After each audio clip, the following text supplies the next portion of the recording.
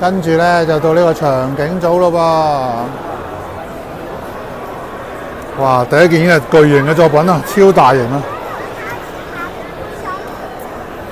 好。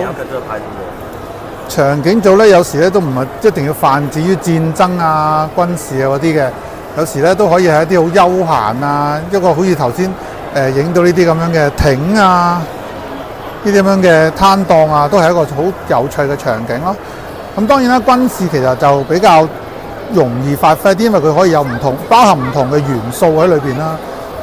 咁你平時嘅情景就會比較平淡，但係軍事可以有爆炸，可以有爛屋啊，可以有重舊化、輕舊化，唔同嘅情景出現咗，唔同嘅故事表達咗。咁所以咧，通常你軍事啊或者科幻啊呢啲多啲容易表達多啲故事咯。咁呢啲就係比較靜態嘅情景。嗱，呢啲雜貨店。咁當然，如果佢做得仔細，亦絕對唔係一件容易嘅事嘅，所以係絕對係值得欣賞嘅。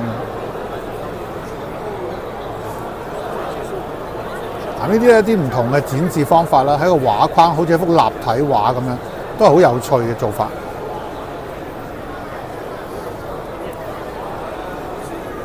情景除咗表達故事，有時都會係表達一個靜止咗嘅時空，即係好似停頓咗咁樣咯。咁其實呢啲都係唔同嘅表達方法，睇你想個故事想講乜嘢咯。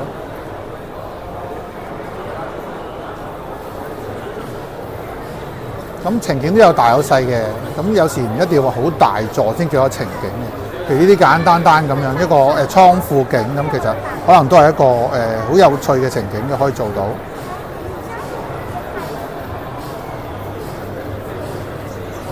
咁呢個亦都有，當然亦都會有啲好巨型嘅情景，而呢個話好有創意下，好多細節加工自己做咗嘅。咁亦都加上佢用黑白嘅表達咧，即係比較灰暗嘅表達。